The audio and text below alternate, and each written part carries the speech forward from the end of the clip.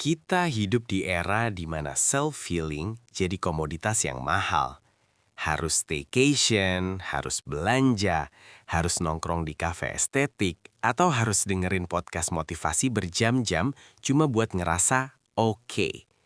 Tapi jujur deh, kenapa setelah semua itu selesai, rasa kosongnya balik lagi?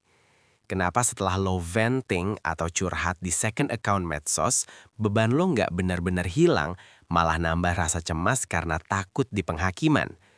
Mungkin selama ini kita cuma mengobati gejalanya, bukan akarnya. Kita butuh spiritual healing.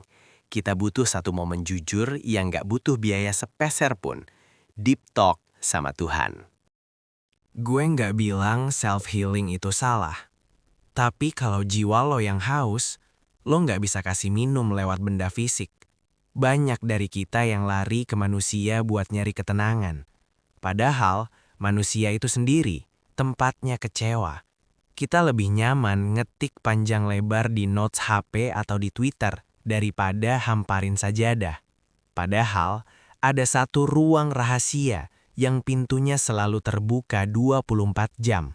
Gak perlu reservasi, dan gak akan pernah ngebocorin rahasia lo. Mungkin lo bingung. Bang, gue kaku banget kalau doa. Gue gak hafal bahasa Arab yang panjang, gue ngerasa banyak dosa buat ngomong sama Tuhan. Dengerin gue. Tuhan gak butuh tata bahasa yang puitis. Dia butuh kejujuran lo. Ini cara gue ngobrol jujur saat mental lagi gak baik-baik aja. Pertama, cari waktu sunyi.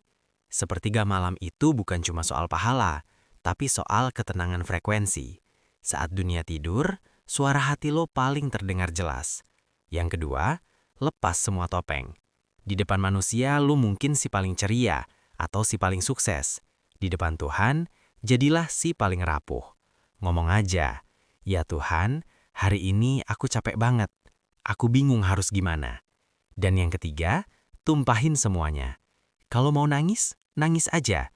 Sujud itu satu-satunya tempat di mana lo bisa berbisik ke bumi, tapi didengar sampai ke langit. Itu adalah terapi paling gratis, sekaligus paling mahal yang pernah ada. Bedanya curhat sama manusia dan sama Tuhan itu cuma satu.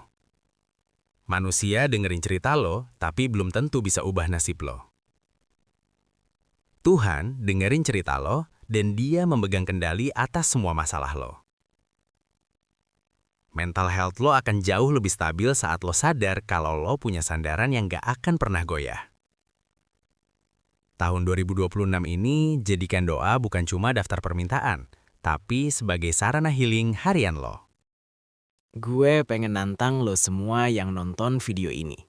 Nanti malam, coba luangkan waktu 10 menit aja. Gak perlu bacaan panjang. Cukup sujud, diam, dan jujur sama Tuhan soal apa yang lo rasain. Gak perlu divalidasi manusia. Rasain sendiri gimana plongnya hati lo setelah itu. Ketik mau coba di kolom komentar kalau lo siap mulai real healing lo malam ini. Kita ketemu lagi di video berikutnya.